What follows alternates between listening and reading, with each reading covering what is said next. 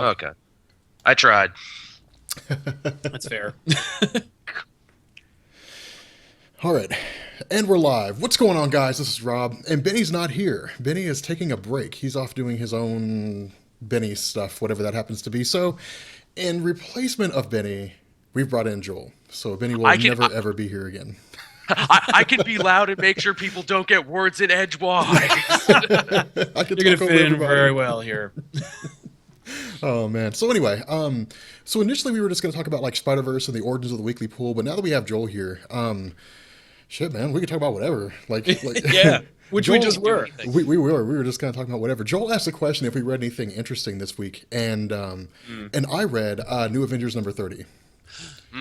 I've been actively avoiding everything to do with the incursions. Oh no, and me man! both. You're- I'm full in for Battle World and Secret Wars and everything, but like I feel like yes, we're getting it. You know what? I basically am trade waiting. Here's my thing. I got a bunch of them digitally, and I am waiting on it. If I didn't have to review stuff every week, dude. I would have gotten it through. I'm Nice. waiting on it, and it's like it keeps getting closer and closer. I'm like, I got to start this like tomorrow if I want to get caught up in time. That's I the mean, other that's, thing. that's what I'm waiting for. I'm just waiting to do like time runs out, like once it gets closer, like a week before like Secret Wars starts. When they're Yeah. like, all right, guys, like the trade comes out next Wednesday. I'm gonna be like, all right, guys, let's do time runs out. And plus, the fact that it's Hickman is the thing too. Like I always wait for Hickman, like his Uncanny Avengers run or whatever, the one that took like what was it, like 2 real world years to finish one story or something.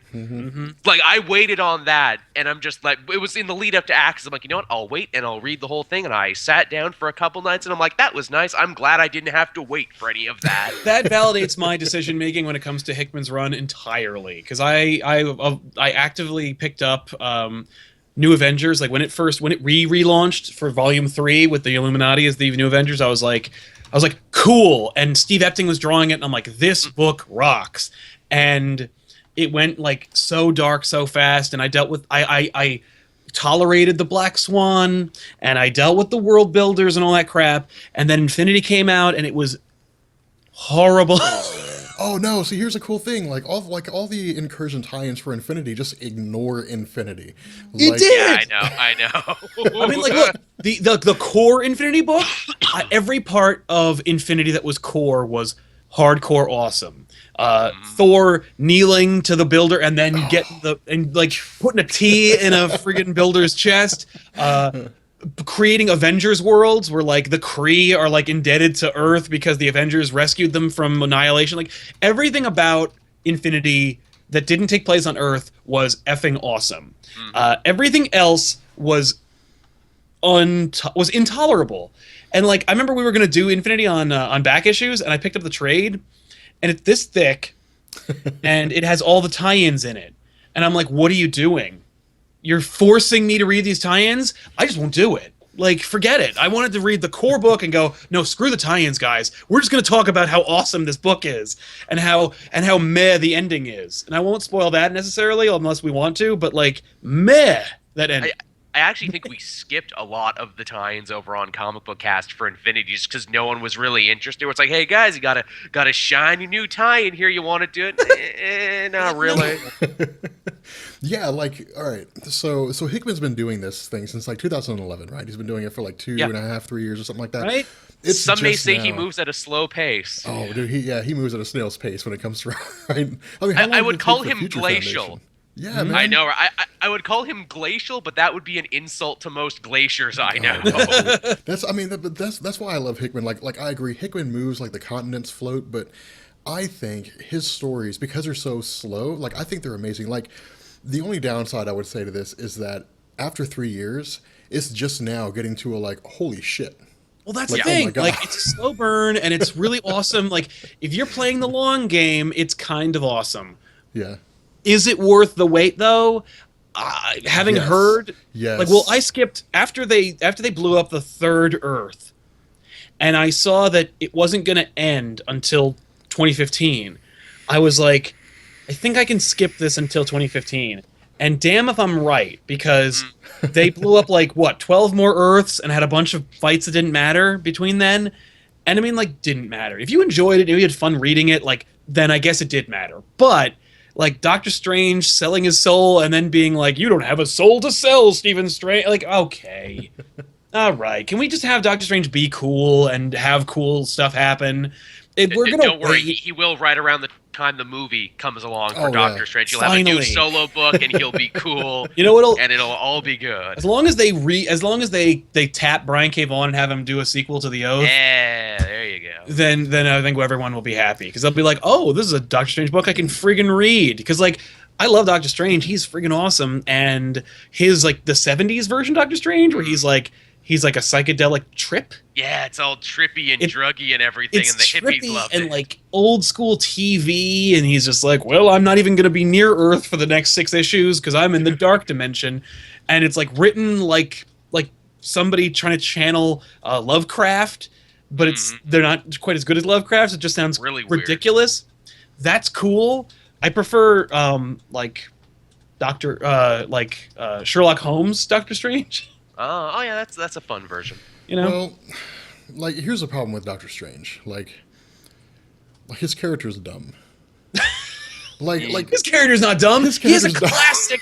He has a great origin. Doctor Strange has a great origin. Top 10 best origins in origins in comics. Okay, he's basically Dr. House. That's exactly it. Like he was an asshole who got into a car wreck and broke his hands. So okay. Yeah, so and then became Sorcerer Supreme. Okay, fine. Then tell me and a learned story. to be humble along the way. Tell me a story with Doctor Strange that you can make captivating. The Oath. Okay, no, The Oath. No, you mean like a classic Doctor Strange story? Give me a Doctor Strange story that you can whip up. That'll just be intriguing and anybody can be like, oh my god, this is just one of the greatest stories ever written. Doctor Strange, I can't Doctor Doom. Nobody can do. That's okay. That's cheating. Doctor Doom is a good character. No, it's a book called Doctor Strange. Yeah, Doctor Doom. I know. His book. That's what I'm saying. I think Mignola drew it. I'm gonna look that up. Oh, wow. Yes, he did. Ha ha! And it was written by Roger Stern. Badass book.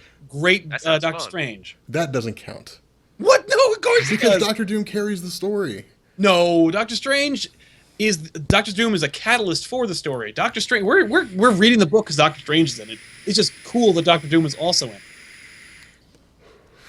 I disagree, good sir. Fair enough. I know a story like in the post-Civil War, like Wiccan, he come to Doctor Strange for help, and he'd be like, "How do I magic?" Oh my god! Yeah, what the hell? I love how Bendis was saying we're going back, I guess, almost 10 years when the New Avengers were formed by Bendis, and Mark Miller's like, I can't use Doctor Strange in my Civil War story because he'll just use magic and make it go away. So he goes on a hunger strike. Which is like weak and dumb. And then after the Civil War is over and Cap dies, Doctor Strange is all like, I feel bad that I did that hunger strike. I'm going to join the New Avengers, which everyone lost their shit over, in myself included. And then he's like, I'm not worthy of being the Sorcerer Supreme. I screwed up so many times, and my role in World War Hulk was horribly mismanaged. So, I guess I'll just wear a trench coat and like complain for the next 2 years. It works for John Constantine. He was Dr. Constantine. It was totally weak. Except if Doctor Strange de-supremed was Constantine, was like a Hellblazer book, that would have been friggin' awesome. I'm surprised they haven't tried to go that direction. But then again, the Constantine show hasn't been doing so hot, apparently, so maybe they won't. Hashtag save Constantine. Yeah, I've seen that all over Twitter. Like, people are like, somebody sent me a link. Started that.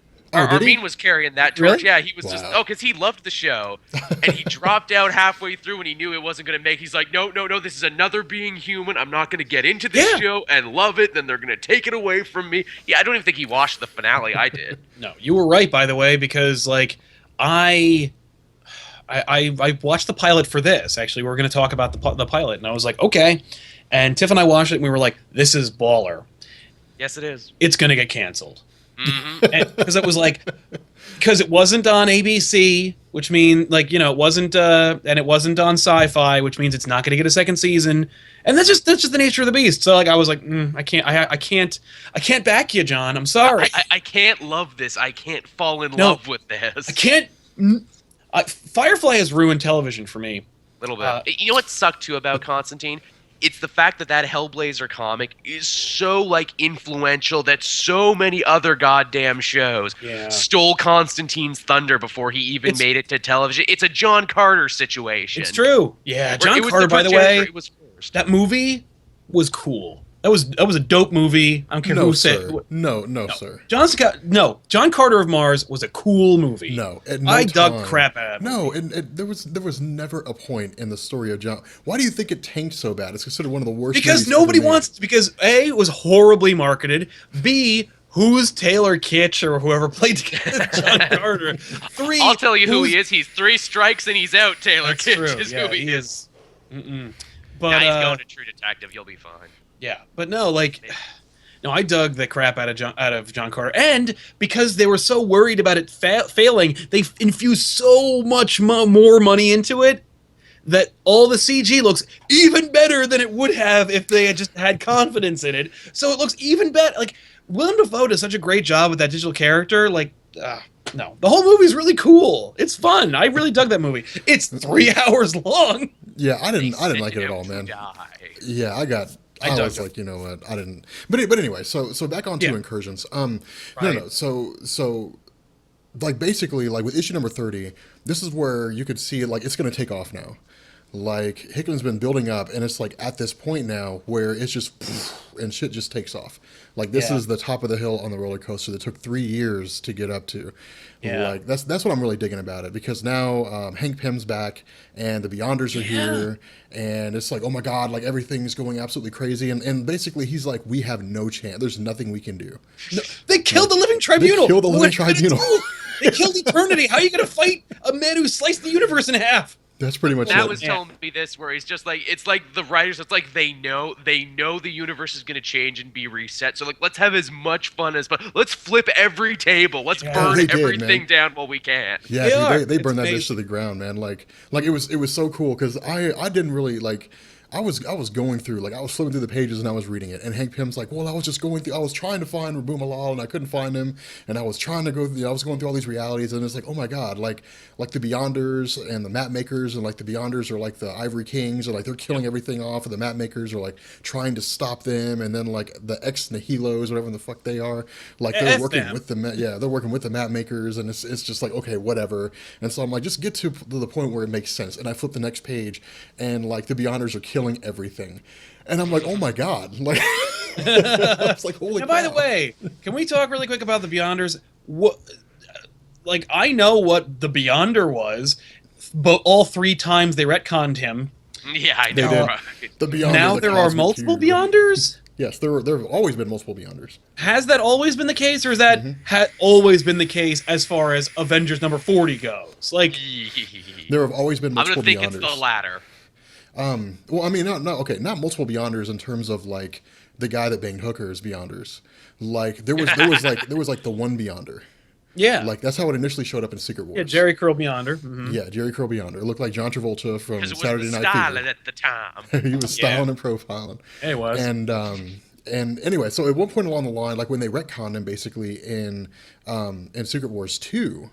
Mm-hmm. And they said, well, he's like a cosmic cube. No, I'm sorry, it wasn't Secret Wars 2. Yeah, it was Secret Wars 2 where they said he was a cube. Yeah, no, that wasn't Secret Wars 2. That was Fantastic Four number something or other.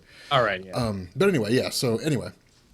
Once they retconned the Beyonder, they said that the Beyonder was a mistake. That what had happened was they made cosmic cubes by tearing holes to the negative zone, to little packets of energy, and then it was supposed to funnel in, and then you're supposed to make a cube out of it. But that didn't happen. Like when Molecule Man got his powers, he tore open a hole to this power, he got half of his power from it, and then the other half of the power turned into the Beyonder, which is why they were able to fight on an equal level. Yeah. And so they said the Beyonders were the ones that put him there, and then that was it.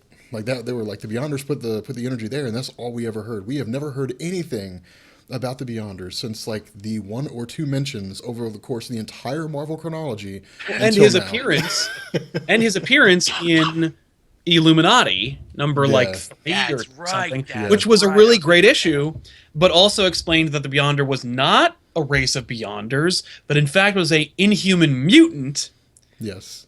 Who okay, I'm remembering this. I had a theory about that, by the way, because like there's a really cool moment. I tossed it out on the back when the Bendis board existed, like before Brian Michael Bendis was like, Torch Say later, community. You can tweet me if you want to talk to each other.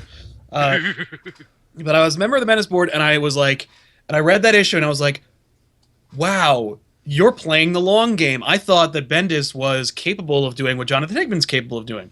He's not, but this is the thing that he is capable of doing. Very not. I was like, wow, like, because in that, there's a moment in that issue where they go to find the Beyonder, and they, like, the Illuminati goes to some crazy planet that's like, that looks like Earth, that the Beyonder created. Yeah. That is New York, where, like, he's just been continuing the Marvel Universe, but in his own sphere of influence. Yeah. And they also say, like, they don't really know how far his powers can reach. There's a moment where, like, Spider-Man and Luke Cage and like somebody else are doing some stuff and blah blah blah, and so that for me, I was like, okay, this foreshadows the formation of the new Avengers. And then there's a moment where the Illuminati show up and they're talking to the Beyonder, and then the Hulk shows up and he smashes between them, and he says, "Oh, I'm sorry, I forgot I scheduled that event." Yeah. And I thought that was their way of that was Bendis' way of saying, like, you know how World War Hulk kind of came out of left field, like, as far as, like, these events were going, like Avengers Assembled, Civil War, House of M, World War Hulk, and then Secret Invasion and all these other stuff. I thought that, like, number one, Bendis was being meta and saying, like, okay, World War Hulk kind of came out of left field, and we know that, and we're sorry. But more importantly, I thought it was that the Beyonder had been, since Secret Wars 2, like, creating events. Dude, Like, he'd been writing the Marvel that, like, he had been writing Marvel. Yeah, like, that he'd been creating events, like, and the effect of his decisions had been, like, far-reaching. I think that Hulk smashing the Illuminati in that issue came before World War Hulk came out. And so when World War Hulk came out, I'm like, wow, that was random and unexpected. Like when the Hulk had appeared when he fought, like when the Beyonder was explaining things to the Illuminati. So I thought, like, crap, like, what else happens while they're talking? And I started tracing, like, all the things that take place in their conversation and what's happening on Earth. And then the Beyonder says, like, oh, where was I at the end of the issue? Oh, yes, the world, and he's in Times Square. And I'm like, wow, like, so they're gonna explain that, like, all these events are the Beyonder's fault, and that's how they're gonna undo Civil War, that's how they're gonna undo House of M, and that's how they're gonna undo all these things and, like, change everything. Nope. Nope, that's not what they're doing. That would have been so awesome, though. I thought that would be really cool. Been a great theory, because then they could come along and they could just, like, see, I would say there's probably credence to that theory if they had given it to Bendis. If Bendis was the one writing this instead of Hickman, then Bendis could come back and say, hey guys, you remember, like, everything that's happened after 1985? And they're like, yeah. Yeah. Like, none of that was real. Yeah, none of that was real. And we can reset the whole thing and we can undo all that crap and make everybody young again and blah. Yep. That would have been amazing. That would have been, as long as it's not Bendis today, the Bendis who writes X-Men, builds all these really complicated problems, then fixes them in a couple panels. Like, are you fucking kidding me? Like, remember last time I was on, I was raving because he brought Professor X back? Yes. Professor X comes back, fixes all their problems, then goes back in time and wipes his own mind. I'm like, well, what's stopping them from doing this every time? Yeah. Well, the thing about Bendis is, we were talking about Bendis earlier, like, I think Rob, Benny, and I were talking about Bendis the other day, or yesterday, or whatever. We were talking about how, like, this is how Bendis writes books. He has a really, really great hook. Yes, then always. Everyone says the last sentence the other person says. And then there's a last page bum, bum, bum moment. Mm-hmm. And then the next issue invalidates that page. Yes. There was, like, it's a great, like, Harry Potter tactic. Just write the second to last sentence, like, at the end of the chapter. Mm-hmm. But there were moments, like, in Ultimate Spider-Man, which, by the way, arguably the best thing Bendis has ever written has been. I like his Daredevil, but yeah, Ultimate Spider-Man. I also dig his Daredevil, yes. But Ultimate Spider-Man #1 to the most recent issue of Ultimate Comics Spider-Man, or what, Miles Morales Spider-Man, or whatever the hell they're calling that title now, is been the best run of Bendis's ever. And there was an issue in that where, like, friggin' Spider-Man is talking to Nick Fury about, like, the Venom goop, and he says, like, my dad was trying to cure cancer, and the last page reveal is Nick Fury saying, like, your dad may have just started World War III, and Spider-Man's like, ooh, and then the next issue he's like, really? And he's like, no. I was fucking with you. I'm like, no, don't do that. That's not writing. That's just trickery. But it's funny. I don't know if you guys have been keeping up with all new X-Men, but it was funny because Bendis wrote what I guess is going to be one of the last adventures of the Ultimate X-Men and of that universe, where they're just hanging out. They have Uh-oh. like, well, bye guys. Oh. Yeah. Oh, Just it's done. Just bye guys. I'm like, wow, I thought this was going. They fight Ultimate Doctor Doom, and I'm like, well, this is going somewhere, right? He's gonna say something. Yep. Nope, just bye. Or in Yeah. Miles' case, it's see you later. I was really expecting, like, it's funny how hard some of these Marvel writers work to make everything fit. Oh yeah. And then editors just go, no. Yeah. Like, I remember when Spider-Man revealed his identity in Civil War, Oh yeah. and everyone was like, how are they going to fix this? And then I want to say it was either Christos Gage or the other guy that I always confuse with Christos Gage. But there's these two writers who love Marvel continuity. It was the guy who wrote The New Warriors. And it was probably Gage, I'm gonna say, is what it is, because Gage always writes stories like that. and he wrote, I don't remember what the hell it was, but it was about, it was the Initiative. And he created the Scarlet Spiders, which was like, for context people, the Spider-Man had that awesome iron spider suit created by Tony Stark. After Spider-Man, like, turned coat on Iron Man and went and joined Captain America's team, Iron Man was like, I got all these Spider-Man suits. What am I going to do with them? What am I gonna do? Yeah, so he created like deputies of Iron Spiders. But since they were red spider people, he called them the Scarlet Spiders, either knowing that he's making a joke about the clones or just being cool and mentioning that. But a team of Scarlet Spiders, and then later he actually wound up using, like, they used their cloaking technology to impersonate Peter Parker. And so there were 3 Peter Parkers, and created doubt within the public consciousness of whether Peter Parker was actually Spider-Man or whether he was playing a game, like, for Tony Stark, creating doubt and, like, basically creating a situation like Daredevil with Matt Murdock, where he's like, I'm not really Daredevil, and like half of America believes that he is, and the other half is like, maybe he's not, because he's really pushing the issue that he's not Daredevil. Wearing a shirt that says "I'm totally not Daredevil." Yeah, I love that. I also loved seeing Frank Castle in that shirt.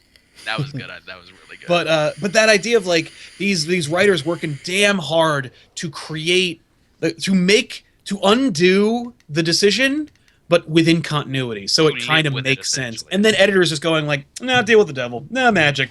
No." Yeah. Like, I thought that the all new X-Men, like the young of X-Men, they were eventually going to kill douche Cyclops, Archangel, Jean Grey's dead, and like everybody else, and just go, "This is it. This is your X-Men, and they're young now." Instead, they just made a much bigger mess out of the whole thing.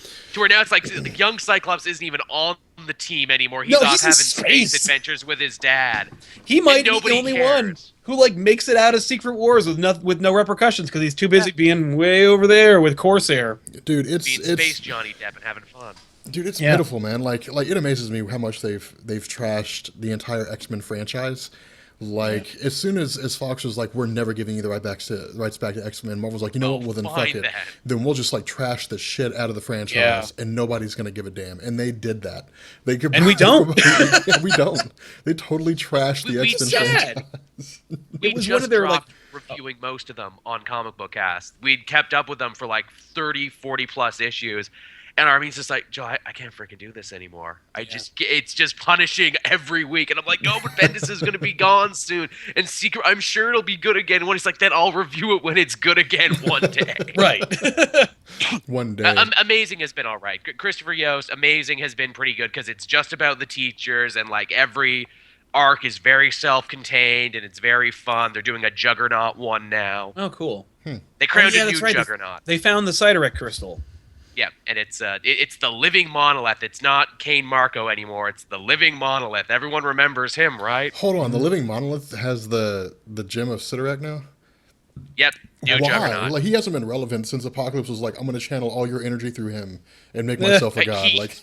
He was called to the temple. They did a really cool story where guys like Crossbones and like all these other really cool assassin characters were all called to the temple by like the demon that lives in the crystal. I was like, oh, you want to be the new Juggernaut, don't you? And for some reason, the living monolith was the one that picked it up, and it's like, nope, it was me. I'm the chosen one. You know what would be? I'm actually amazed that Marvel didn't go like, who will wield the crystal? Who will become the Juggernaut? Like, and have like a grid of characters, and then like create an event out of that, and make a bunch of tie-in issues about like them maybe having the, like. Surprise. I'm amazed they didn't do that. It's actually more of a Colossus story, which is the funny thing, because there's like a second there where it's like, well, wait, is Colossus going to get this now? I hope not. I He thought it was a Juggernaut stupid once. Juggernaut. Yeah, it was dumb. He can already turn into friggin' metal. You don't need him to turn into the Juggernaut with metal. Like, he looked like an idiot. It was so dumb. What's even funnier is that Storm and the other X-Men don't even really like or trust Colossus anymore. Really? They're like, look, Phoenix Force, friggin' you ran off with Cable and stuff. We don't like you anymore, Peter. Yeah, fair enough. You're screwing up. We're not liking you. You're in the doghouse. He's like, oh no, my muscles are sad now. My shirtless suit. What would Wolverine do in this situation? Probably team up with Teenage Girl and go fight people, and that's Yeah. what he does. Oh, that's hilarious. He would probably join 6 teams and then sell all of them. Yep. Okay, so you guys know about like that, how that whole process starts, like the whole octessence and everything with like the Crimson Gem of Sidorak and all the other. With the Sidorak crystal? No. Yeah. Oh my God! Come on. I know that like you can absorb, like it like calls to you and you absorb it and then you become the Juggernaut. No, like they host, like there's a contest that's hosted. Oh, Like- I didn't realize there was Like content. originally, like all right, so way back in the day when they were writing all this stuff, you had, God, you had Sidorak, and then you had like 11 other deities from like different dimensions. Like, I guess they originally inhabited Earth, but the question they had is, which of us is the most powerful? And so they said like they're going to make champions for each of themselves, basically, and they're going to create artifacts, and whoever's capable of reaching and grabbing that artifact will be their champion, and they'll be endowed with a portion of their power. And so that's how like the Gotcha. Juggernaut came to be. Like, he grabbed the gem and became like the Juggernaut. But nonetheless, yeah, like that's how that whole thing happens. It's like just one big competition kind of thing they put on, and it's like constantly testing to see who the best one is. But anyway, so Spider-Verse. Oh yeah. Yeah. So told That you we were verse. talking about Spider-Verse. Yep, we did mention we'd talk about Spider-Verse, so We'll get to it. So, you know, I didn't like Spider-Verse. I enjoyed parts of it. I was gonna say I definitely know the ending didn't have the oomph I thought it would. It's funny how they basically had the big action issue, then the epilogue, and I'm like, well, couldn't you have put these two together? Actually, it just kind Yeah. of feels like, well, okay, I got my action off, and then I just got people talking. yeah. Yeah, it was a little disappointing to me because I thought the way like it was building up, it was going to be like this huge, massive battle, and like the massive battle is like one page, and then it's just like, okay, you know what? Like, we're just going to drop you into this irradiated wasteland, and then we're going to lock you in the box, and then we're just going to leave, and that's it. Yep. Because, And because that's- you're too good of villains, and we can't totally kill you off because we might want to use you again later. I didn't think the Inheritors were that fantastic. They're a horrible villain. They're so crappy. They're powerful though. Who cares? Like Galactus is powerful. Like you got 1,000 powerful characters that you could either resurrect or bring in or amplify the powers of a character that's relevant to Spider-Man. But don't invent Interview with a Vampire losers like these Inheritors. I'm so sick of these. Every time Morlun shows up, I'm like, well, I could probably skip this because he's so dumb. He's so stupid. But he's got long black hair and a trench coat. He has wears a magic powers, vest though. with a suit, and he's got an ascot, and he He's wants to slick, eat you though. with 90s Morbius power or plasma. absorbing hands. Oh my God! Yes, Morbius from what was it, Spider-Man the animated series, whatever. it Yeah, is. Spider-Man the animated series. I must feed on plasma. I Oh am god, remember literally Morbius had a vampire. short-lived series in Marvel now? That show was. Did he like- really? Wait, what? Oh, you don't remember? Oh, Morbius had a short-lived Yeah, he series in did. Marvel now. I remember when they launched that series. I'm like, Joe three. Keatage wrote it. Three. It lasted about Maybe. 6. Yeah. And I reviewed each of them. And you know what they were? They were 90s Spawn is what it was. Morbius goes to live in Brownsville. No. And he's like, I just want to be left alone. So he makes friends with the hobos and then he starts fighting. Guys, No! this is Spawn. This is 90s Spawn you're That's writing. so flagrant. Did he kill people and then make a throne out of their bodies? Not that bad. He killed people and then he felt bad about it. Well, that's Spawn. You know what? That's actually a little better than Spawn because I remember when Spawn came back, the second, like when he died in issue 50, then we're going to Spawn now. When Spawn all over the map. When Spawn's All power over the meter place. went down, he went to hell, he fought his way all the way up to Malbalgia, and then made a second deal that was nowhere near as powerful as the first deal, but it removed the power meter and made him, like, unchecked powerfully, and he, like... And then he started killing people for Malbalgia, and then made a throne out of their bodies, and then he went, never mind. I'm just gonna keep being Spawn again. Like, he didn't feel bad at all. He killed these random people. I'm like, who's in this throne? Like, what are you doing, Spawn? What was funny about the Morbius book is the story they never finished, but it was he had to stop the Rose. Yes, the Rose. The Rose! Wilson Fisk's son? The Rose! We don't know. We never saw Under the Mask. I thought it was Wilson Fisk's son, but we never saw Under the Mask. So he was fighting the Rose, who was going to use the ultimate nullifier. What? Yes, the Rose got the What? ultimate nullifier. No, you I can't. know. That doesn't even make sense. I know. He got the ultimate nullifier, and I think he wanted to destroy Brownsville as part of like some sort of real estate scam. Oh my god. Wow. And What have we Superior learned? Spider-Man showed up for like an issue because this was when they were really pushing Superior to do like, appearances with everyone. And that was the book. It lasted like 6 issues, and I think I'm the only one who remembers this book You even must exists. be. Because Yeah, no wonder it only Let's go lasted in like around 6 there, that issues. crap. That is absolute garbage. Like the Ultimate Nullifier. That is the cruel. The Ultimate Nullifier destroyed Abraxas, a multi-dimensional being that just killed off an infinite number of Galactuses, and they're just going to use it to like destroy it Morbius. it is the thing that keeps Galactus from eating Earth, and Morbius the living vampire, a character created in the same issue when Spider-Man grew 6 arms. Yeah. Has it? That is so dumb. God, And- man. And the fact that series just like disappeared and like not a single tear Oof. was shed that day. Everyone's For like, that just series, it's like- mercifully. It's like seeing a dead animal. And just let it go. Well, Get it out of its because misery. remember, they built Morbius up like in the lead up to Superior, like in the lead up to Spider-Man. Like I forget if it was 600 or 700. Oh yeah. He had like a .1 issue where they retold his origin and his life and everything. Yeah, and I'm like, hey, I still don't care about Morbius the living vampire. You know what? Like, man, yeah, he is so crappy, and he's never been cool. Remember? Hey guys, let's date ourselves. You remember the Midnight Suns? Oh God. Yeah, vaguely, but yes. Like, remember how cool he was in that too? Remember the 7 Ghost Riders and Morbius? Hey, Doctor tell you what, Strange and his split personalities and his evil version where he looks like Spawn. That was See, cool. There's a reason why nobody cares about that shit anymore. By the way, where is our Battle World Midnight Suns book? It's there- not coming. They Thank keep, God. they keep announcing them, so maybe you'll get one. Hey, I keep guys, thinking hey, they're done Marvel. with Secret Wars, but they keep announcing Yeah, them. give us a Battle World of Midnight Suns with evil Doctor Strange and his crazy mask and I don't remember what the other Ghost Rider. There's Danny Ketch Ghost Rider. There's Johnny Blaze Ghost Bobby Rider. Reyes, the new one. The And then old there's- Wild West one who dresses in white. Well, they have a book which is called Ghost the Ghost Racers. The Ghost Racers. I like that it's Felipe Smith writing that one. That Yeah. dude needs a break. He's a good writer. It sucks that new Ghost Rider had to get canceled just when it was getting really interesting. Oh, was it?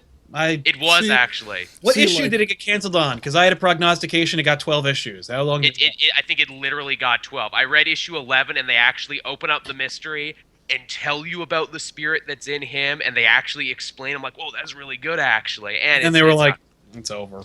you know what it That's- is? It's because the spirit that's in him is not the spirit of vengeance. Yeah. It's this evil hitman named Eli Morrow, who was a Satanist, of course. He's basically a Rob Zombie character. Okay.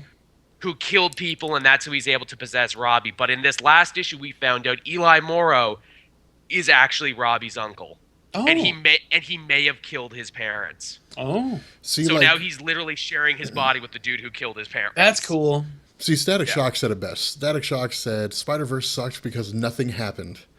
Like that's pretty much it. Like nothing. I thought that you were about really to mattered quote happened. the character Static Shock. Yeah, me No. too. I thought he was going to quote the show. I'm like, oh, I love the Static Shock show. Right? And then what Like, happened? are you gonna quote the Zeta Project next? Oh, Zeta Project. Dude, Sal, you are my new best friend now because you remember Zeta Project. How could I forget? And the 2 great Batman Beyond crossovers. Yeah. Oh god! I was like going the to say Marvel, Zeta Project. Yeah. Another thing that never got a conclusion. Nope. Anything you like doesn't have an ending. Supposedly, one of the guys said that MC2 is getting its own story in Secret Wars. I wonder if that's true or not. Well, Like- half of the roster is on that Alex Ross poster, including really? American Dream, Dark Devil, Spider Girl, I think, is on that cover, or Spider Woman now. I mean, spoilers to Spiderverse, but you know. All right, let's kill Spiderverse. Let's release an inheritor on Spiderverse and suck its venom dry. Whatever. I am glad it's over. Like, I thought Spider-Verse was going to be this amazing, huge story, and it was going to be like, okay, this is going to be like the Spider-Man universe's incursion event, and it wasn't. It was just like, It should have here's been. like, it should have been, but it's like, here's like your Saturday night Spider-Man story. Yeah. And I was like, okay, Yeah. like this is like they That could, was so weak. dude, it could have been like 4 issues. Like Yeah. the whole thing, including all the tie-ins and everything. Oh, it all yeah. could have just been like 4 issues. You know, because I mean, like Spider-Woman got her own solo story, and okay, here's what happened in Spider-Woman's solo story. Peter Parker says, "Go to the Morloon world," and she's like, "Oh wow, everything's different here," and apparently I'm banging Morloon. And then she's like, "Hey, I here's the hated that scrolls." story So so dumb. much. What the fuck? Like nobody And that cares that basically much killed about that her. whole book. Like the fact that the first 4 issues of that new Spider-Woman book had to be part of Spider-Verse basically killed it dead. What a waste. Yeah, nobody cares that Oh, much and about Jessica Drew. Greg that they're Land like, crew. Yeah. Yeah. But Who hey, traces Silk and porn Spider-Gwen are stars. good though. What? Silk, okay, said no, Silk I and didn't. Spider-Man. I hated Silk. Okay, I hated Really? Okay. Silk. I Every hate the time I turned character around, Silk. yeah, I hated the character. So every time she turned around, she's like, "Oh my god, I screwed something up, and now I'm depressed, and now I've got to fix it, and fixing it is only going to make it worse." She's like Steve Urkel in the fucking comic books. Like I hated her character so much. I'm like, "Oh my god, like Marvel's like, you have to identify with Silk. We want you to feel bad for Silk." I'm like, you know what I feel for Silk? I feel fucking hatred is what I feel. Yeah. Like I feel absolute disgust whenever I look at the character of Silk. I hate her. Like her character is just dumb. Like she reminds me of like a 14-year-old girl that's still trying to figure herself out in the world. Well, she you know, kind of just- is though. Is basically the Okay, thing. That's yeah, exactly she kind of what is, she but is. but I mean, how can I really? I'm 30 years old. I turned 31 in April. Fair. How can I identify with a 14-year-old girl? You know what? You know what? That's the exact feeling I have about the current Batgirl book. Honestly, where I'm like, I want to like this, but there's nothing in here for me. At least with Silk, I'm like, you know what? I can kind of identify with this, and at least they've backloaded this with a lot of interesting Spider-Man characters. Like Jonah's a regular in the book. Yes. Black Cat looks to be the villain for it. Yep. So at least there's that. It's got more going for it. Can I just say, with respect to the J. Jonah Jameson character, in the Marvel 616, every new status quo they've had for him in the last 10 years or more has been great. Like, Yeah. the idea of him, okay, so he's like the publisher, awesome, classic. We all love J. Jonah Jameson, the irate publisher with scruples, but kind of not. And then they make him into mayor, and you think that's going to be kind of overplayed, and it's not. Superior too. Yeah. And then they make him Bill O'Reilly? That is Yeah. brilliant. Yep. Now, of course, it's brilliant in as much as we've seen it in that horrible Ultimate Spider-Man cartoon. Yeah, But- yeah, that's always a little bit of a sting where it's like, oh, they did it here did it here first, first. didn't they? But you know what? At least he's a character in the comics. In the cartoon show, like, he's never off the TV. Yeah. Like, And how there's sad is it one that they issue. get J.K. Simmons for that? At least they got J.K. Simmons. J.K. And- Simmons J.K. Simmons saved J. Jonah Jameson from just becoming Oh, yeah. like a crappy stereotypical character. Yeah. Like he Did made you him know- so cool. Did you know that Stan Lee was hoping to play J. Jonah Oh, yeah. Jameson back in the day when they Really? were like, when like James Oh, yeah. Cameron was, yeah. I'm like, thank God that didn't happen. That would have been kind of fun, but it wouldn't, like, no, Stan's a cameo. To the reboot everything. Yeah. And you know what's great about J. Jonah Jameson? They didn't ruin him in the new Amazing Spider-Man movies. They didn't Yes. get a chance to, so there you go. He's actually he really remains great. unmolested. He is really funny in the new Spider-Man movie. Like, those emails where he's like, maybe we could do a story about Spider-Man being a good guy. No. No, damn So it, great. Parker. Yeah. I love My that. Danish. By the way, really quick, just very quick, like aside about J. Jonah Jameson and Spider-Man and Spider-Verse and Dan Slott. I talked to Dan Slott in 2008 at the Baltimore Comic-Con, Oh, and I actually, it was back when I was trying to get into making videos and stuff like that, and I filmed it on this really crappy old DV camera. So if you hunt for it, you could find my interview with Dan Slott. But and I got him, by the way, to mention a whole bunch of shit about during Brand New Day that he was writing.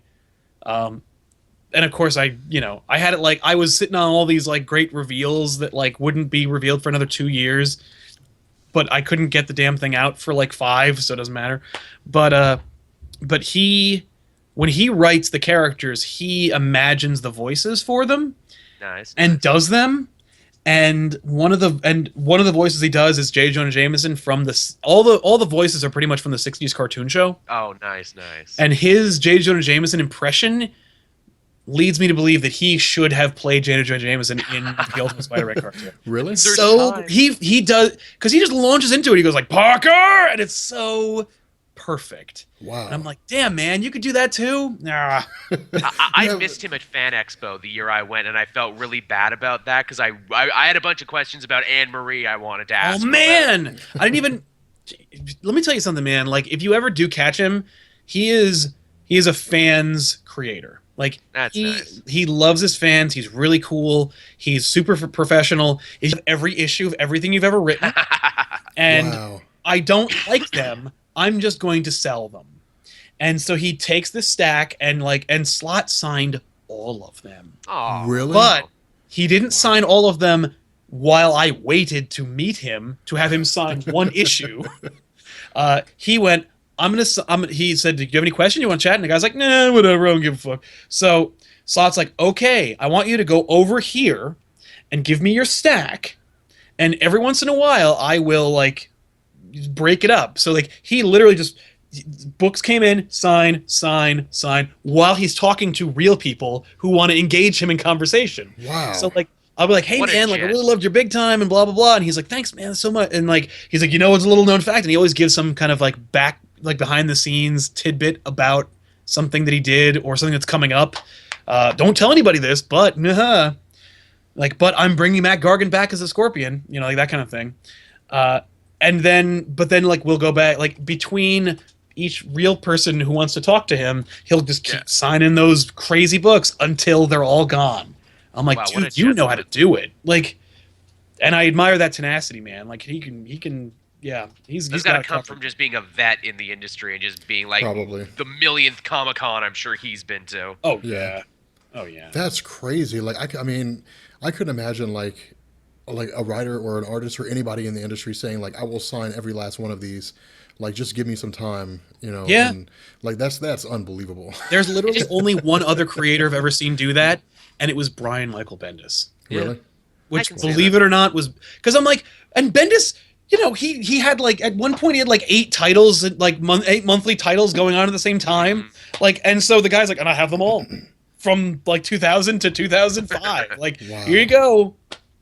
And he signed them all. I'm like, that's awesome. Oh, like, that's cool. It was really cool, but catch him because it's totally worth it. And I really want to. You know what you got to do, man. You got to come to New York Comic Con because he lives in the city, so he's always there. Well, I mean, Armin keeps trying to get me there. We're talking about Montreal, actually, just to give people a little thing. We're talking about Montreal because it's not far from Vermont for him. Right it's not far for me. Nice. God, I don't know if I could do Montreal, man. That place is like a frozen wonderland. yeah, it basically is. Yeah, I'm in Jersey, and I can't. No, it's snowing right now. It's snowing right now in New Jersey? Yeah, it's garbage. It's a nuclear winter. Yeah. It's like 53 right now, and it's supposed to drop like 30 degrees overnight. That's fucking crazy. But no, see, this is what's really like interesting to me about what they're going to be doing with all this. Like, my question isn't necessarily about like the stories that are coming and Secret Wars and like Convergence. Because we know, like, with Secret Wars, apparently they're going to be either, like, continuing the alternate realities that just didn't end, or they're going to be, like, rewriting them. And see, here's a kicker. I don't care what happened after Old Man Logan. Like, right. Everything that mattered happened in the story. We saw it. In the story, yeah. So why do I care what him and some little kid do, like, in the future of that story? You mean the Hulk baby? Yeah. Like the incestuous Hulk baby. Like, I mean, why do I care? You know what I'd like? Like, I want to see that. Like, I want to see that bleed over. Like, maybe make a great meatloaf of Marvel Universe out of everything. Like, if they were like, yeah, the X-Men are all like, we're gonna reboot the whole X-Men thing and just bring back X-Men '92. Like, yes, like just take those things. Please. And then make one universe out of it. Like, hey, listen, the X-Men are cool again. They look like they're drawn by Jim Lee. Like, it's great. But Wolverine's still dead, and we're gonna bring back Old Man Logan, and he's gonna be the Wolverine of this universe now. Okay. But do something like what? Because wouldn't it be cool to have like a grizzled old Wolverine who's older? Like, I don't know. I mean, like, if less grizzled than he is already, but older still. yeah. Well, hopefully Yeah, it doesn't exactly. kill the X-Men this time. Right. We can only So hope. amazing. Would you everyone run? What's going on here? Why are you because- killing us, Wolverine? Like the entire time, see, I was thinking about that. Like I was getting to the story, and I was thinking because it was like a whole big ruse by Mysterio. But I'm sitting here like reading this, and I'm trying to see it from the perspective of like one of the kids who's leaving, and so he's like literally slashing through the X-Men. He's like, "Where are the X-Men at?" He's like, "Get out of here, kids!" I'm just like, Yeah. what the fuck? Run! Wolverine lost Imagine his him mind. Well, it's funny too because we're divvying up all the different titles for review, and just when we think we're done, they keep announcing new ones. Like, what was Yeah. the last? Like, hey, there's a new Runaways now, and there's another X-Men story from another Extinction era. Agenda is getting a Extinction- reboot. Oh, okay, And I'm down Korvac with Extinction Saga. Agenda. Only if Jay Lee is drawing the damn thing. And it's like I'm Well, excited no. about those things, but I have to think about like putting those up on like a channel. It's like, look, does anyone under my age actually care about this story? That's really, you know what? That might almost be worth a video. Like, what era do you care about? Like, I'm gonna mention a bunch of books, and I need you to just kind of like rate them based on give a shit versus whatever. Whatever. Yeah. And Okay, then, so there's then stuff like I like they're doing like what is it, Fists of Kung Fu or whatever. Ooh, Kung Fu, that's awesome. Then I'm like, no one cares about this. Yeah. Wait a no, minute. All right, here's a problem that they're gonna do with Iron Fist Kung Fu World. All right, it's gonna be fucking stupid. You're basically gonna it's gonna be like House of M, except instead of mutants, it's gonna be people who study martial arts. Yeah. Right. That's gonna be that reality. And let me tell you something. I don't give a shit about that reality. I don't care. I don't want to read a story where they're like, if you don't study martial arts, like you are less than. It's like watching a Kurosawa film. You know, no. Yeah. There you go. Oh, No way. I just wanted to toss this out there. It looks like we have breaking news in the chat that they've Oh, shit. signed Spider-Man MCU. Oh, they've officially they've assigned a Spider-Man to the MCU. It looks like now, and the chat could be Okay. trolling me, but it looks like Dylan. Is it who they've been? It looks like it's Dylan O'Brien. Dylan O'Brien. Okay, so it's the one that everyone's been saying. It's the one that been, everybody. It's the one that Latino Review spoiled yesterday. There you go. Wow. That's the thing about working online. I'm rarely surprised about things anymore. I'm like, look, we've heard rumblings of this for weeks. And again, Latino Review hasn't been wrong the last Yeah. couple times. Yeah, but That makes sense. Again, I don't know that kid, so I have never seen him in anything. Me neither. Like I'm Maze looking Runner up his is- IMDb. Oh, he was in the Maze Runner. That was a good movie. I actually watched. I it didn't the see other day. Maze Runner, but Which It makes was me pretty wonder, good. like, wait, so they've nailed him down for two major franchises? So he's going to be the Maze Runner and the Spider-Man Oh, at the God. same are time. they making more Maze Runner movies, or is that kind of over? Maze Runner is a 3-part series. I read the books. Only 3? Yeah. Yeah, they can do that. And he was in Teen Wolf. Oh, Like the show. The show, yeah, that disastrous show. The movie. show that's not the movie, I would Yeah. like to say. Yeah, No, what I the don't- hell? The movie was great. there's only one Teen Wolf out there, and that's Michael J. There's- Fox. Well, there's Yes, also the thanks. Jason Bateman Teen Wolf, but No, Teen Wolf 2. there's only one Teen We Wolf do that not matters. speak its name. yeah, we Yeah, don't. that was- That's Voldemort. Teen Wolf in the 1 is movie great. world, man. Yeah, Teen Wolf. Hey, you know what? Since we're never going to say Teen Wolf again for another couple of years, you should check out the end credits of Teen Wolf. There's somebody with their pants down. What? Oh yeah, that's right. I saw that Hold on, video. what are you talking about? Right. Right when Michael J. Fox shoots the winning basketball and his team is Oh, really that's excited. right. Somebody's mooning the thing. No, they're not even mooning. It's Oh. this. His I think it's a pants woman. down. Her pants are like unzipped and like open. It's not. There's no flashing. I think like in Oh, Family Guy okay. they say that like there's someone's penis is out. It's not. It's just this woman didn't button her pants, and you just see from the waist down. So you never see her face. And I've been trying every once in a while. Teen Wolf Beyond. I'm like, who's in the crowd? Where are you? But where's your shame?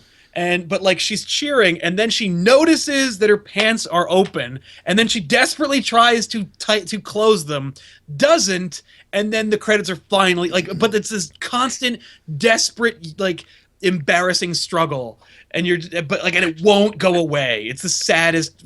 I feel so bad, but it's Wow. also so Like hilarious. like the Zapruder tapes. You're just sitting there playing a bet back and to the left, back and to the Exactly. left. Here's the moment where she notices that her pants are open, and she's dead center over Michael J. Fox's head, so there's no way that it's not being seen right now. Okay, so remind me, because I'm getting the two confused. E is for Extinction is the one where Cassandra Nova kills everybody in Genosha. I think What was Extinction Agenda? Extinction Agenda was more of a, I thought that was an apocalypse event.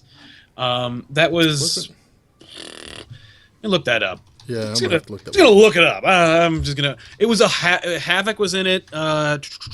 It was a group of Geonosian magistrates backed by the cyborg Cameron Hodge, including an amnesiac Havoc, that's right, attack the X-Mansion and kidnap Storm and the New Mutants.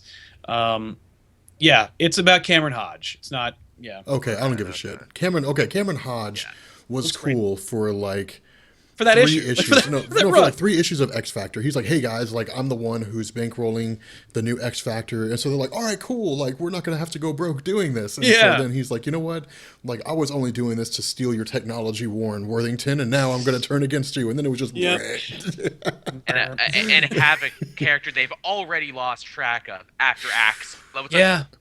Oh my god. Havoc stayed a bad. Are we going to see where this goes? No, we lost track of him. No. What's even funnier is the cover of the new Uncanny X-Men has Cyclops fighting Havoc on the cover, and the solicitation says, "Oh, in the fallout of Axis." It has nothing.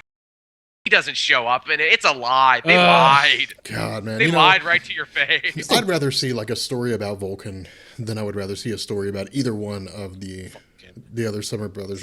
Brothers, yeah. I don't care about that. Supposed It's gotten to be a little Gambit. insufferable in the last little while. Gambit? F Vulcan. It was supposed to be Gambit. Gambit was the lost Cyclops brother, not Vulcan. Dude. Somebody said, who's Reyna on Agents of S.H.I.E.L.D.? Okay, guys, look. People have been asking me that question for a while now. All right. Shit, that's on tonight. It is on tonight. Oh, no! Yeah. Reyna in Agents of S.H.I.E.L.D. is not like Reyna in any capacity in Marvel Comics. In Marvel Comics, she's a member of like an alien race that has like their own cast of mutants, and like she's a member of their equivalent of like the X-Men or something like that. It has nothing to do with the Inhumans. Here's my bet, and somebody in the comments actually, I think it posted this too. I think she's going to be Tigra, the equivalent of Tigra in the Marvel Cinematic Universe. Because that doesn't really matter though. The only importance Tigra ever had was she was recording the meeting of Secret Avengers, and then like she was a spy for Iron Man. That's like the only importance she's ever had, like in the last 10 years. And she was on the United We Stand show. That sucked. With all the loser Avengers. See, I think that like Marvel. See, this is what I really think. I think Marvel just doesn't know what their fan base wants. No. Like, I think Marvel was like, okay, guys, look, like we have an opportunity here with like the entire multiverse to like fix it basically, or to like consolidate it down. So here's what we're gonna do: future imperfect. Yeah. Years of Future Past, which is probably going to be like a continuation of that story, or like a that reboot. Is a great idea. Days of Future Past is great, and seeing I think that's a great idea. No, I don't think it's a great idea, and here's why. Everything that had to do with Days of Future Past was answered in Days of Future Past and Days of Future Present. We don't need to know anything more than that. That's all we care about. People like that, Rob. People like that, and they remember it. It makes them feel comfortable. It's got name cachet too. By the way, my money is that Reyna is Minxie. Minxie? Oh. I don't even know who Minxie is. Minxie was a handmaiden of what's her name? Of Medusa. Oh, Medusa. And she looks like what they showed Reyna's eyes to be. So. Oh, really? That's my. Minxie. I'm calling it now, Minxie. Also, she doesn't matter, and who cares? So they can put her in the Agents of S.H.I.E.L.D. show, and it won't affect anything. How cool was it, Agent Carter? We got Dr. Faustus. How cool was that? That was super cool. I will swear to this from now until Marvel debunks it.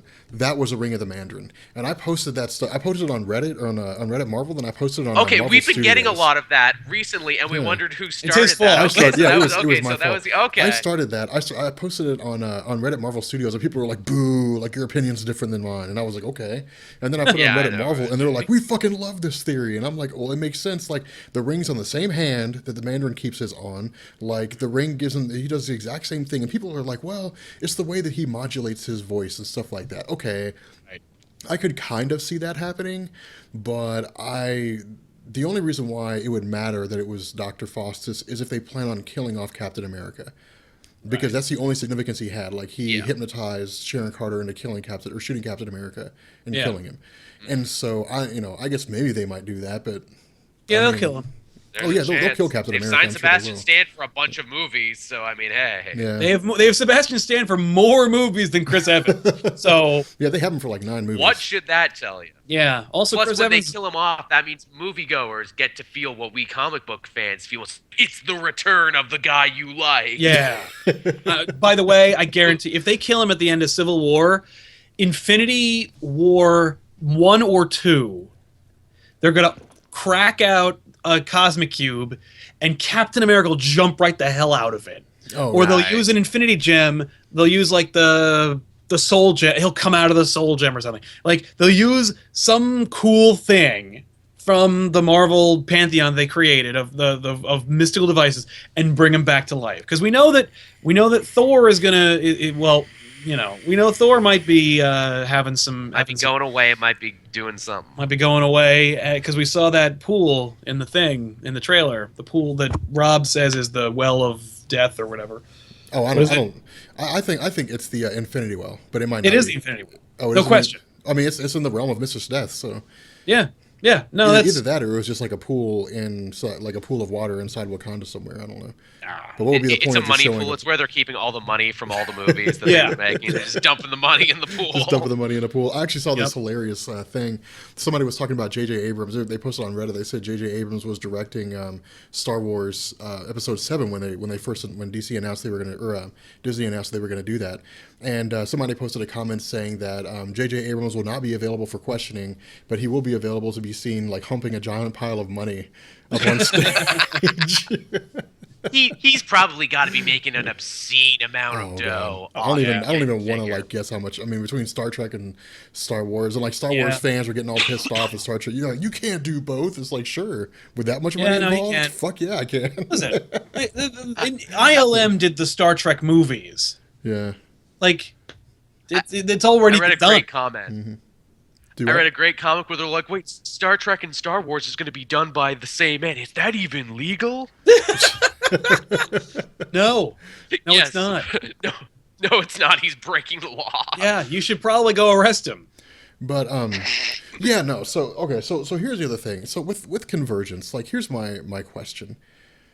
How many alternate realities do you think are really, or how many like the old stories do you think are really going to be in there? Because what DC has said is this is our chance to like touch base with the old fans, like the pre-crisis. The post-crisis, but the pre-Flashpoint fans. Yeah.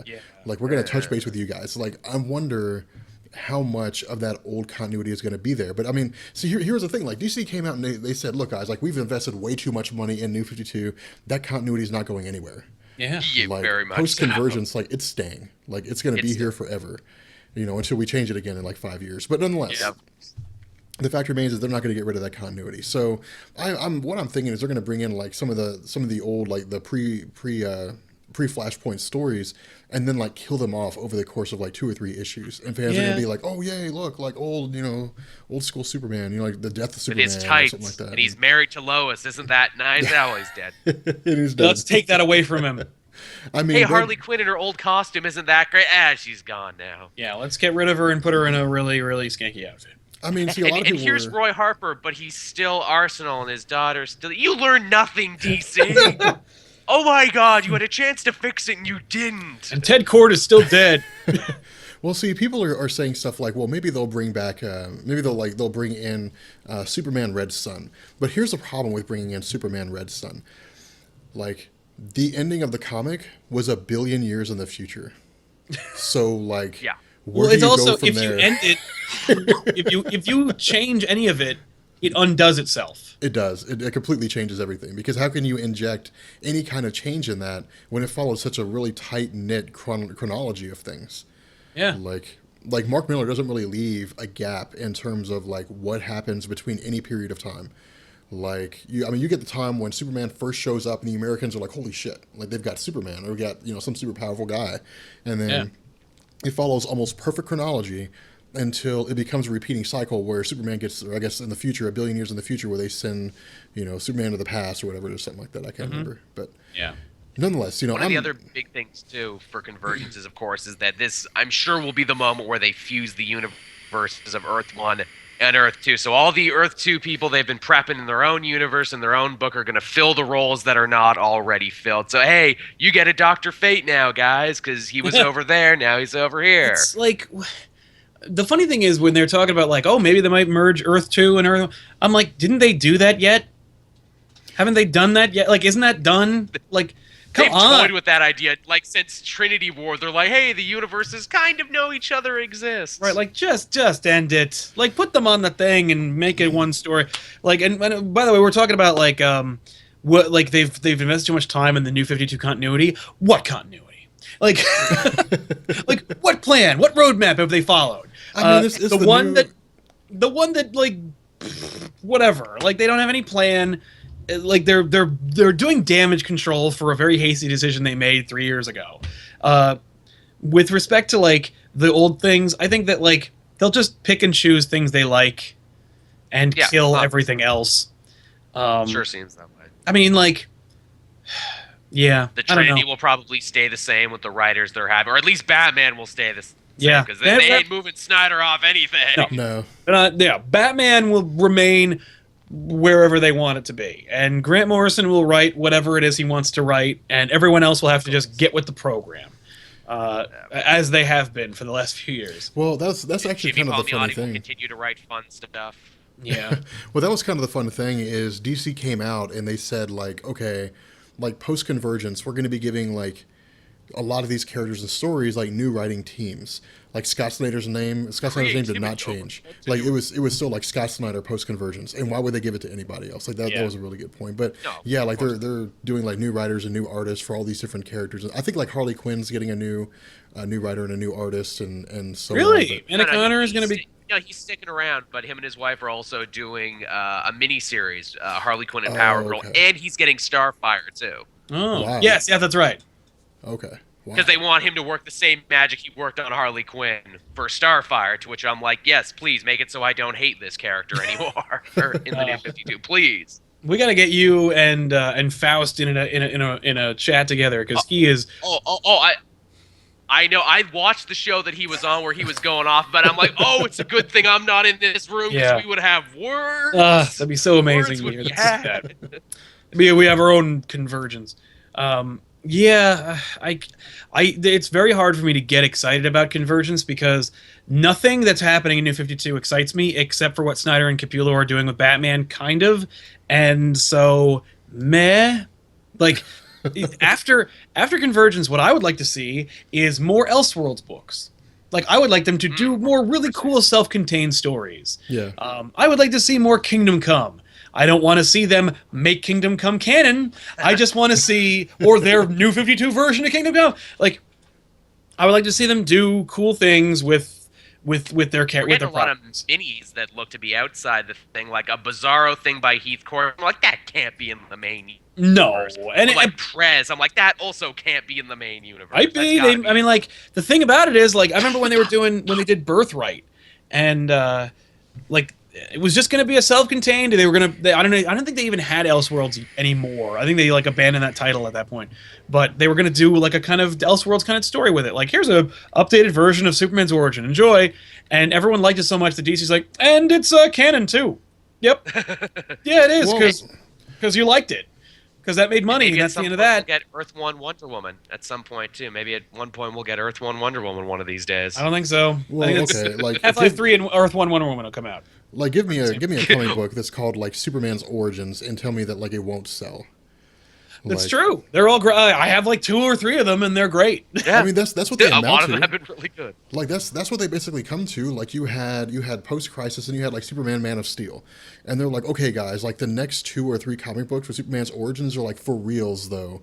Like these are his origins this time, like for really reals. It's like, okay, look, you know what? Come Fingers crossed. We promise. We promise. Yeah, like and that's of course, like, and we won't change it in 2 years. Yeah, I mean that's what's going to happen. Like post Convergence, I guarantee they're going to come back and they're going to say, okay, like for reals, guys, like this time for reals. Like this is Superman's origin, like post Convergence. You know what I'm not looking forward to? Like Aquaman has been in the middle of one of his, well, maybe his greatest run ever, from Jeff Johns to the new guy. I'm really not going to looking forward to it when post Convergence it's like, hey, Aquaman's Jason Momoa now, guys. Isn't it funny how that happened? Yeah. Yeah, hey, look, Aquaman has black hair and he looks like Conan, and enjoy that nonsense. Well, let's just disrupt what you were doing with that, because this movie is gonna make bank, hopefully, and if it doesn't, then I guess we'll just be stuck with it. Because like, look, we don't care if you're having a great run. We did it to Green Arrow. We'll do it to you too. Green Arrow is such a crappy book right now. Under Jeff Lemire, it was getting so good. Like, Jeff Lemire reinvented the wheel, and he was going in this really great, where he, like, old, new origin and everything. Yeah. And then they're just like, Lemire, buddy. We got the show writers. We kind of want to do this now. So the you show and is Sorrentino can really, leave now. I don't know how much. I don't know if you know how much money this show is bringing in, but it's way more than what you're bringing in. And they're changing it again. After Convergence, they're getting a new writing team. Oh, good. And a new art team. Because we need like 6 different maybe it'll be origins for this readable again. one guy. What I love about Green Arrow is he keeps changing, because at the beginning of the New 52, he was Smallville Green Arrow. Then they changed him again to where he was like kind of like the old comic version. Yep.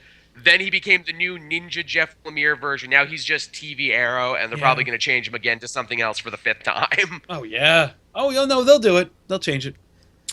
But in Earth 2, Matt's telling me, in Earth 2, they just introduced the Oliver Queen of Earth 2, and he's classic Green Arrow. Really? That's awesome. Huh. Yeah. Well, they may very well just keep him around. Still stupid TV Green Arrow. I mean, wouldn't that be funny? Where it's like, hey, main Earth Green Arrow, you're dead. Earth 2 guys replacing you now. That'd be super bad. If he's more popular, they'll do that. Like if the Earth 2 Green Arrow turns out to be, because I assume that he has his own solo series from Earth 2. No, he doesn't. They just introduced him now in the World's End. He's just now. Okay. And here's the funny thing: Red Arrow, Connor Hawke, predates Oliver Queen in Earth 2. Huh. Really? So how are they going to fit that shit in? Weird. So hold on. So is the Earth 2 like Green Arrow, like Oliver Queen is just now becoming Green Arrow, or he's being introduced as Green Arrow, but he's been Green Arrow? Okay. He's just now showing up, and he's actually wearing the Red Arrow costume, and people are asking like, whoa, wait, so was he a guy before, or is he just becoming a guy now? Oh, okay. What's the deal? See, that's why that continuity shit. But that's why it doesn't make any sense to me. And the problem with Future's End and World's End is that Future's End takes place after World's End, so Future's End spoils huge chunks of World's End. That's you true. already know who lives on World's End because they showed up in Future's End. Yeah. See, a bunch of cool characters are like, you just know ain't gonna make it. Right. See, that continuity stuff doesn't make any sense to me. See, here's one of the big things. Like people were asking me, like they've been asking, like, periodically, a handful of people here and there, if Franklin Richards is so powerful, why doesn't he stop the incursions? And so I'm like, okay, guys, like this is going to be an answer you're not going to like, because it's going to be filled with a bunch of convoluted nonsense. And like I went back through and looked at it. Like here's the problem. All right, as of New Avengers number 29, Franklin Richards is dead. Like they killed him off.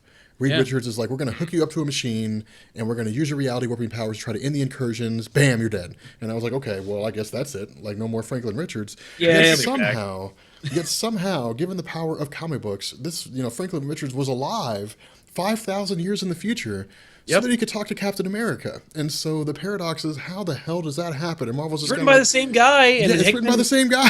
Hickman knows. He'll fix it. I guess he will, man. Because up to this point, like people are like, how does this work? Like I was going through Reddit and I was looking at forums. People are like, I don't understand how this works. And Marvel's just kind of like, well, Yeah. And then that's.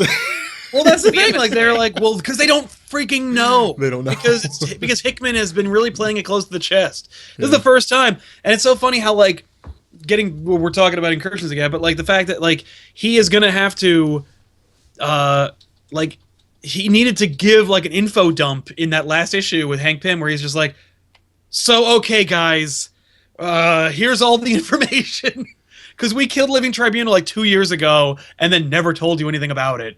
So here's all the info. Oops. Like I feel like it's funny that he's been hinting at things, but at the same time, like, not giving us literally any information until finally, like, until now. Yeah. Well, we have a saying over on my channel whenever something doesn't make sense. We're like, and why did that happen? Because comic books, comic books, comic books. That's why. Yeah. Like when Superior Spider-Man crosses his own timeline, and the Master Weaver's like, oh, and you won't remember any of this because you crossed your own timeline. I'm like, oh, so comic books, comic books, comic books. That's why. It's like it's almost like Slott didn't even write the damn thing, because how do you write? Like, he literally had the reason why it works in the book, like in Spider-Verse. Like, Doc Ock doesn't remember any of the, or Doc Ock doesn't affect any of this, Superior Spider-Man, because he thinks that Peter Parker's from the past. Yeah. Yeah. When he's But actually then from the future. Ruins that. So 'Cause he now figured it out we have to make it so that time travel makes you forget makes you forget things. That's But you know lazy. why they had to have that too? Because fans really wanted Amazing to fight Superior. He already did. And they did. And they fought, and the thing is that Peter's only like half fighting, because he's like, it's okay, Super. I know you're gonna do the right thing, Avenge. I'm not mad at you for trying to destroy reality. It's fine. Yeah, Peter It's Parker. fine. This is not the guy who led the team in Spider-Verse was not my Peter Parker. Yeah. He didn't lead led crap. Cody Fingers. He didn't lead anything. He just got like idiot versions of himself killed, and then fought one vampire, and then put them in a like retcon bunker that will eventually let them Which come. he didn't even discover on his own. No. He didn't discover the right. And like, I love the Silk was last on page time. reveal. The last page reveal of Uncle Ben, where it was like, an Uncle Ben, and it's like, well, it's not Uncle Ben. Like, it's a freaking totem. Like, we know it's not Uncle Ben. Like, what? Like, is this surprising anyone?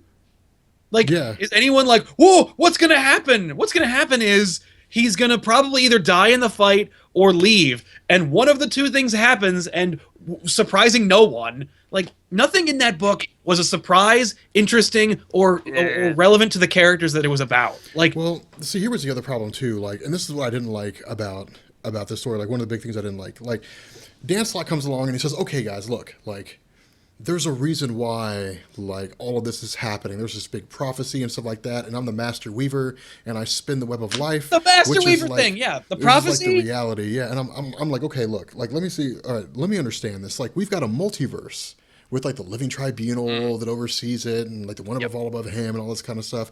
But then there's like also like the multiverse. A Spider-Verse. Just for Spider people. And I'm like, okay, so how does Peter Parker fit into this? They're like, well, you know, just and it's just, I was like, okay, God, you know what? Like, this is stuff I'm hoping they correct. Like, I'm hoping that post Secret Wars, Marvel, like, what we need is another like Joe Quesada, all right, to come along and just be like, okay, guys, look, like.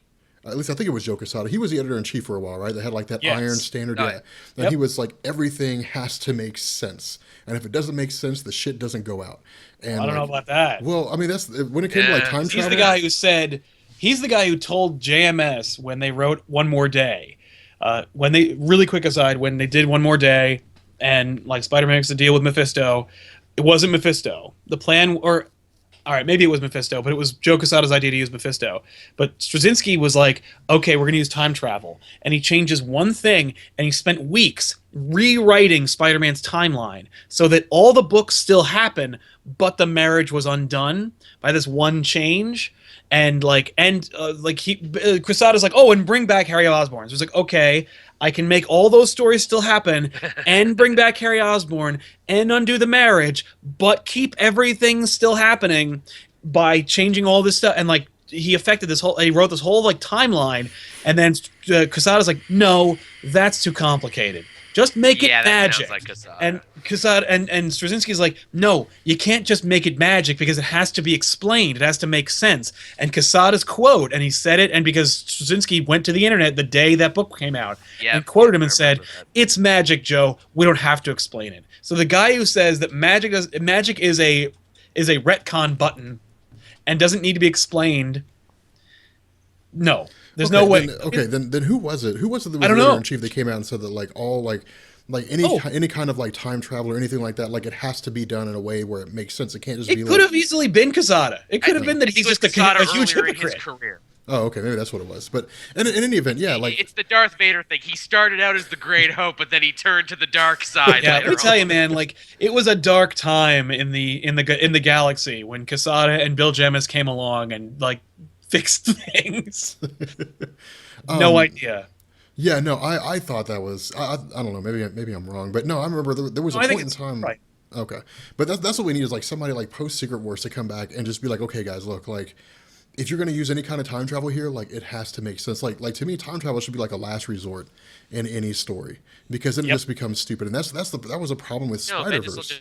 just use it whenever he wants to for X-Men. Just time travel all day, every day, till Oh nothing my matters God. anymore. It was That- like I thought that there was going to be like a really epic reason why there was so much time travel being used in the last few years. Yeah, I know, right? It seemed like there was gonna be like all of Marvel now was time travel, time travel, time travel. Like what the crap? A lot of time travel, and it like it no, like if you make it make sense, it works. But they don't care, and they didn't plan it. So sorry. Like I think maybe in one issue of Mark Waid's Hulk, back when he was time traveling, Ooh. like one of the time traveling villains was like, in case you heroes didn't notice, you've been doing a freaking number to the space time continuum lately. You've turned it into goddamn Swiss cheese. Yeah. Thanks for that, guys. that's cool. I mean, like Bendis even talked about that, like during Age of Ultron. Like Tony Stark was like, "You can't just start jumping back and forth in time all the time because you're gonna break it." And Wolverine's like, "Man, fuck that noise. Like, Yeah. we're just gonna go. We're just gonna I'm go wreck Wolverine. some I shit." do whatever I want. Yeah, That was I'm the the best there is at what I do, and what I do is ruin the space-time continuum. just show that like displaced Screw cosmic you, I'm entities. Wolverine. Yeah, That was I have a healing factor. I'll live. oh, Yep. Liv, yeah. See, that's the problem. I'll make it. Which is hilarious because the other I'll one's not in it. live. He's Ah. dead.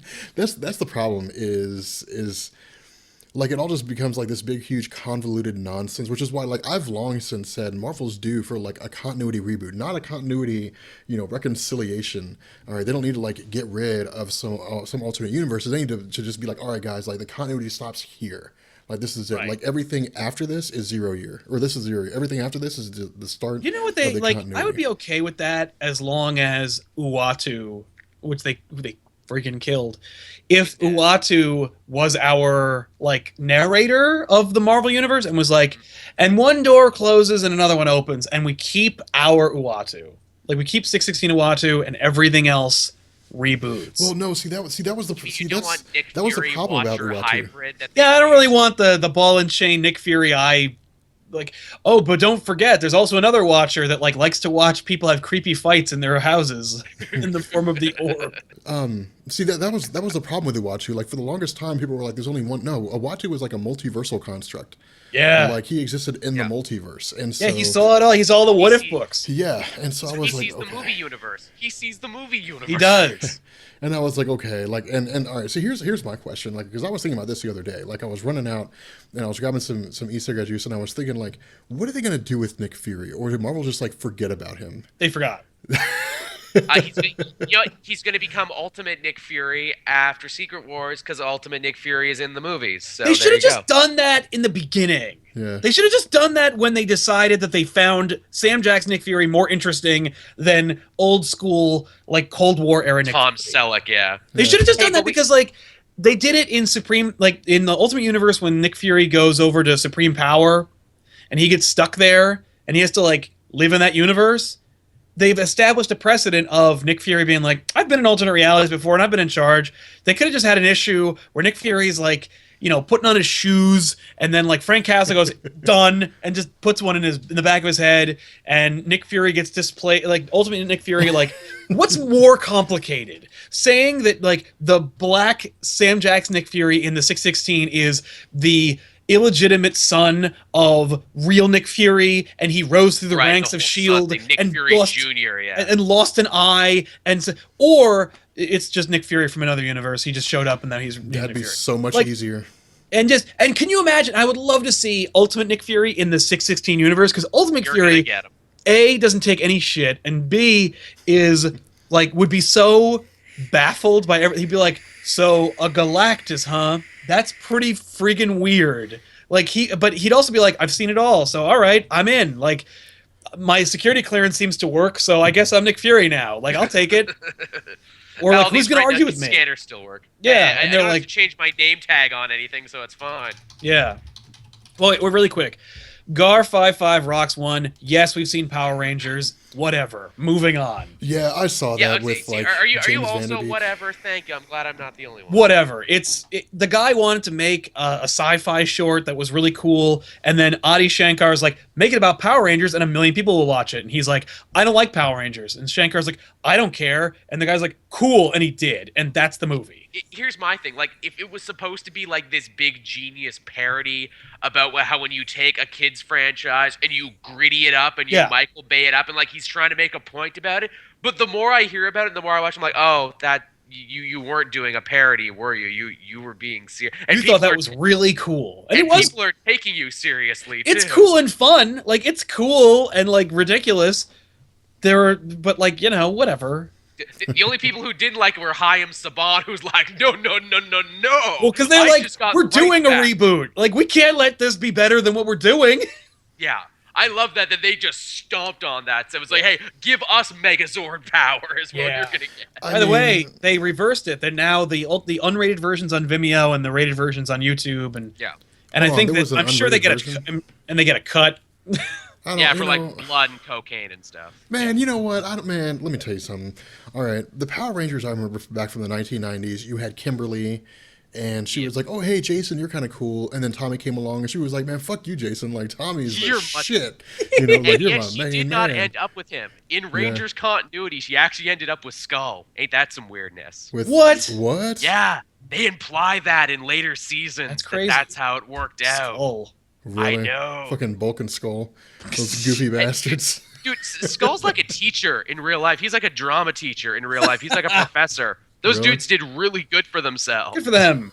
Wow. Yeah, good.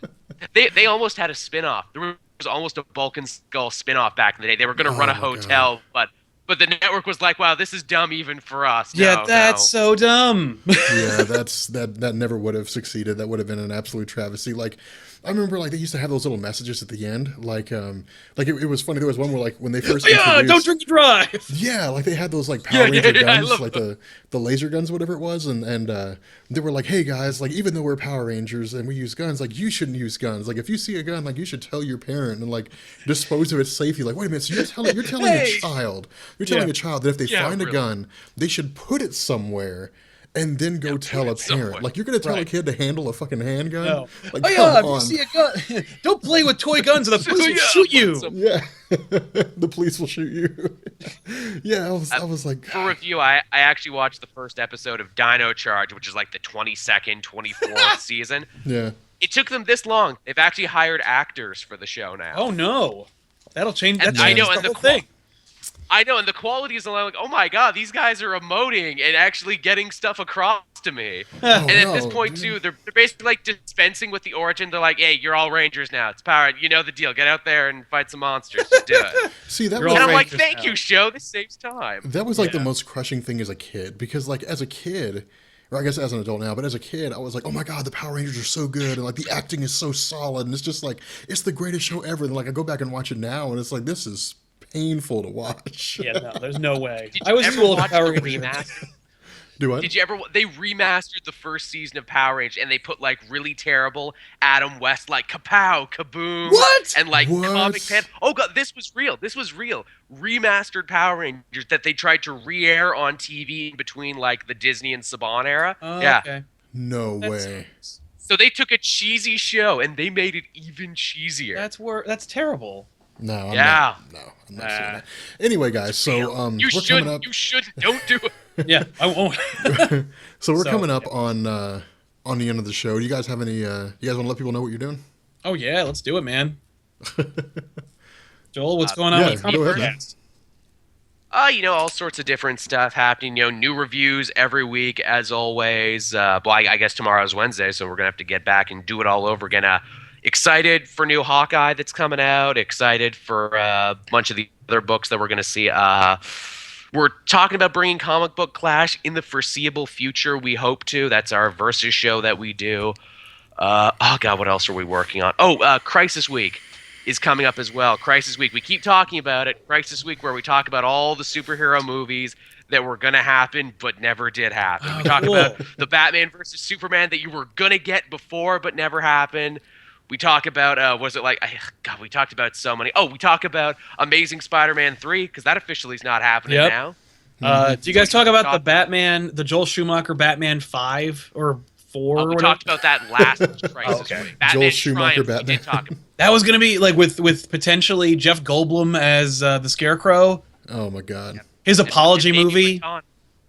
Maybe Madonna as Harley Quinn. Maybe right? The Joker's daughter. Yeah. Oh my God.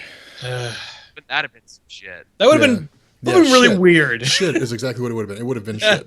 There would have been some shit. Yeah. Sorry, Joel. You spent $200 million on a pile of crap. You don't get to make an apology movie. The apology movie is Batman Begins. The funny thing is that apparently Joel Schumacher in real life is just very apologetic. Where he's like, look, they told me to make a toy commercial. I made a toy commercial. I'm sorry. It's funny because like Joel Schumacher actually is not a bad director. He made Phone Booth and stuff. Like he's a good director. Dude, Falling Down. You want a really nutty vigilante movie? Falling Down. From Joel Schumacher, you gotta watch Falling Down, where it's just like, yeah, I can see why they thought this dude could do Batman. Right? Rolling Back Crisis in 1985. Love that scene. Oh, God. Falling Down is so good. That's your homework for this week, kids. Go watch Falling Down. Go watch Falling Down, viewers. Yeah, go see Hank Pym in Falling Down. Should be. Oh, that's right. Holy crap! It's all together. There you go. Go watch Hank Pym in Falling Down. Man. Yeah, go watch Hank Pym. Janet Van Dyne, the whole town.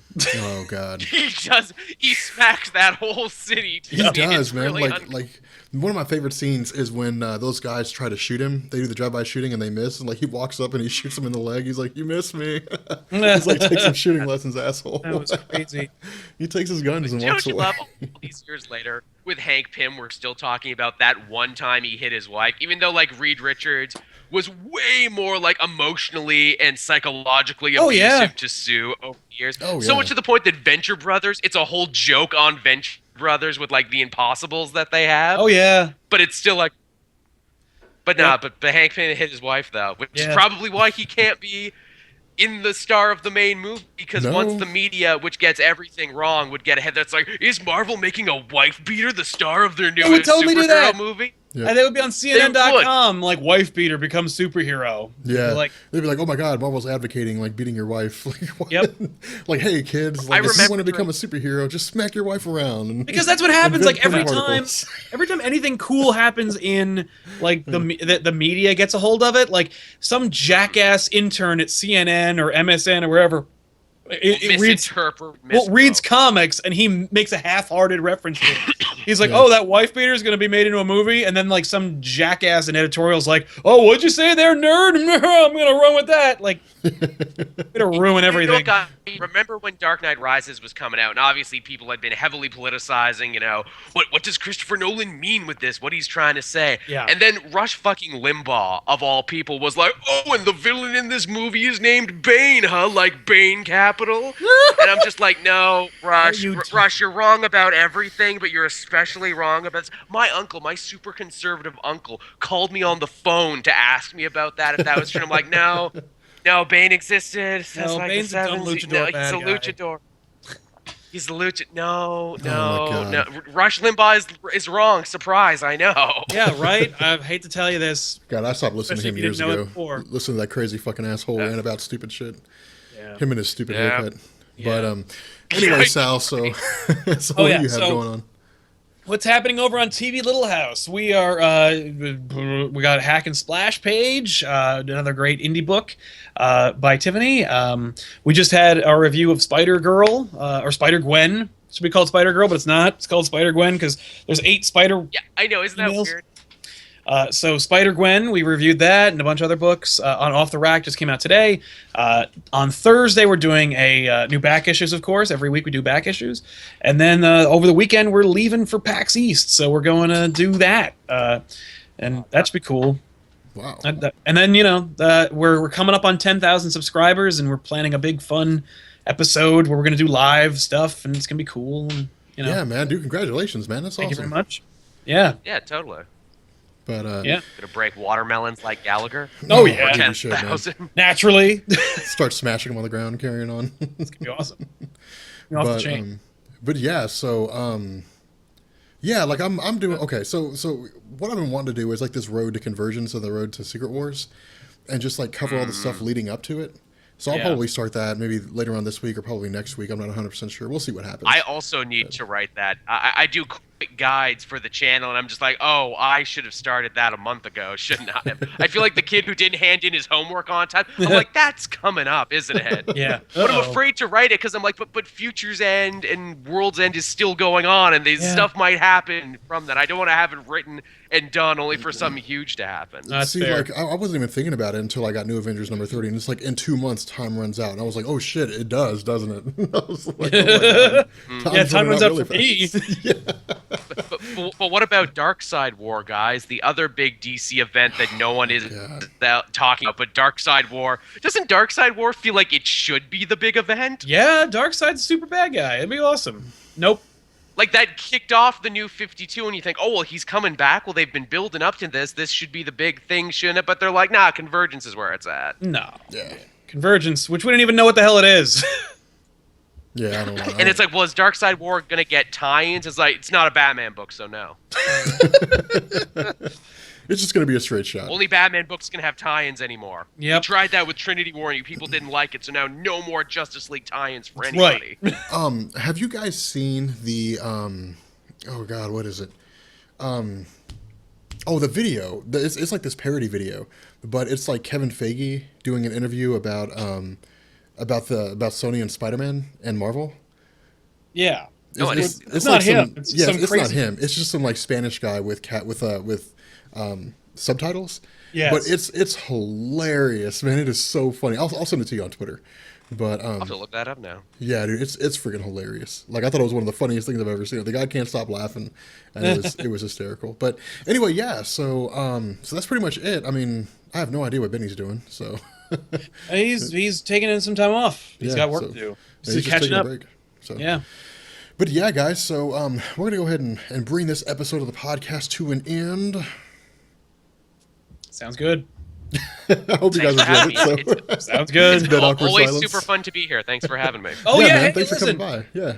We don't forget to stop by theweeklypull.net Oh yeah. and join up with the forums. We've got a great board. We've got over 200 subscribers right now, and it's only I joined. It's a very did. nice forum. And he's an active member. It's super great. We're all on there. We chatted up.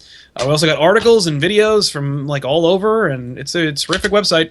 Check it Yeah, out. It's pretty badass. Like I Yeah. think you guys would dig it. The forum is insanely active. Like it blows is. me up. Like how active that is. Like people are all over the place. It's nuts. It's fun. Comic fans love to So- talk. Go figure. Right? Yeah, what can you say, man?